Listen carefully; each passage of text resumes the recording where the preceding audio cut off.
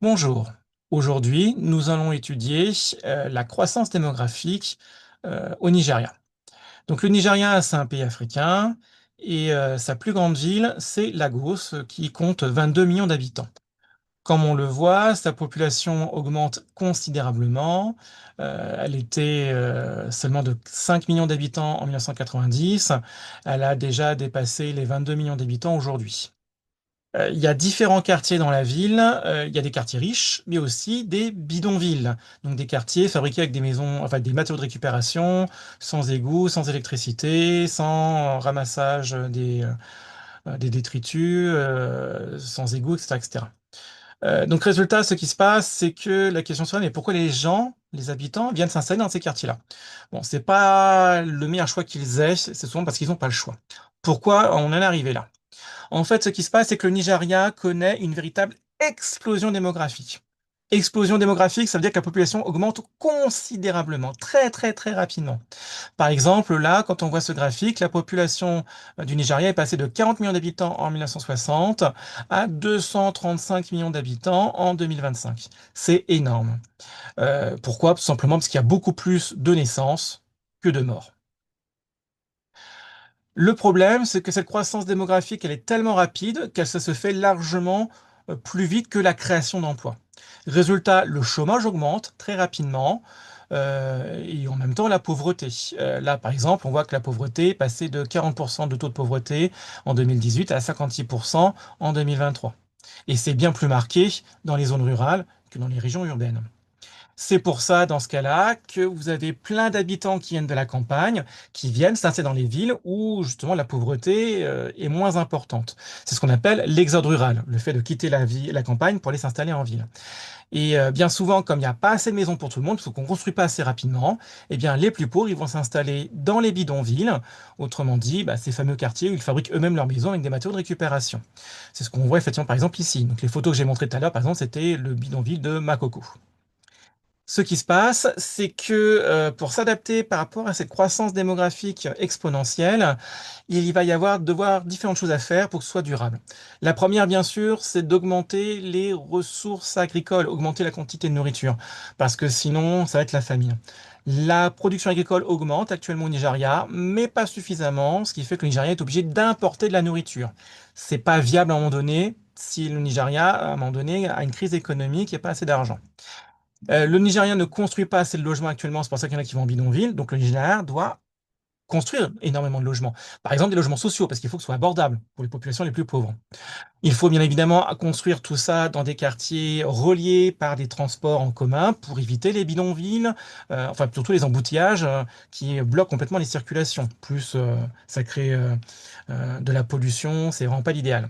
Et puis il faut construire aussi des hôpitaux, des écoles pour permettre aux habitants de satisfaire leurs besoins. Donc justement, là, par exemple, on voit que le taux de scolarisation au Nigeria, il est quand même faible, hein, notamment, déjà, vous avez à peu près 15% des élèves de primaire qui ne vont pas à l'école, mais là, vous avez seulement 44% des enfants qui vont au collège et au lycée, c'est très peu. Or, justement, s'ils n'y vont pas, c'est parce que soit les parents disent on est trop pauvre, tu dois aller travailler, alors que la loi l'y oblige à la base, hein, ou alors surtout parce que y a rien à proximité pour pouvoir y aller. Donc le Nigeria doit vraiment investir énormément d'argent pour créer toutes les infrastructures nécessaires aux habitants. Même si elle ne le fait pas forcément, parce que même si le pays est très riche, hein, il y a du pétrole, il y a pas mal de corruption, ce qui fait que cet argent n'est pas forcément investi après.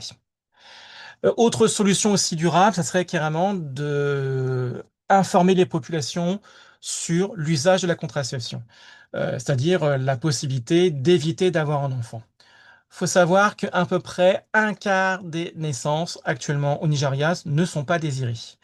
Ce sont souvent des accidents liés à une absence de connaissances sur comment éviter d'en avoir un enfant. Donc, résultat, pour l'instant, vous avez assez peu de personnes qui utilisent des moyens de contraception modernes qui permettent justement d'éviter les grossesses, que ce soit la pilule, que ce soit effectivement le préservatif, que ce soit les stérilets de différentes formes, hein. Effectivement, là, pour le coup, ça serait un moyen justement de contrôler les naissances pour permettre aux familles de choisir quand ils vont avoir un enfant, dans le meilleur moment de leur vie, et non pas quand ils sont très pauvres et que là, pour le coup, ça devient très compliqué à gérer.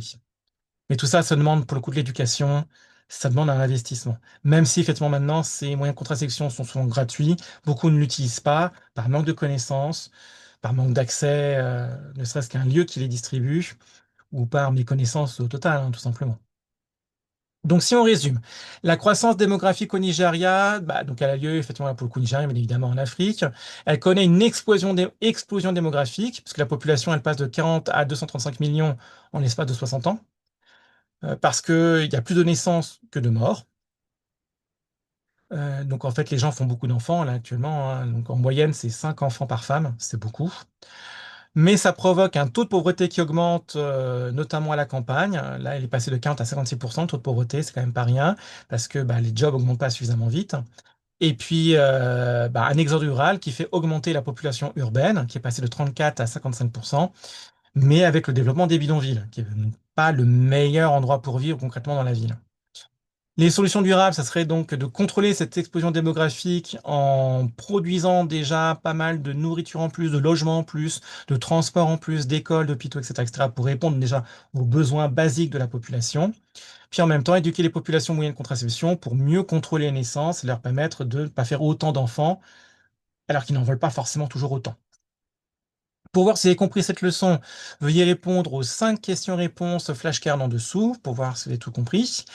Faites une pause de la vidéo pour avoir le temps d'y répondre. Et tant que vous avez terminé, bah, vous remettez la vidéo en route pour voir la correction. Allez, faites une pause.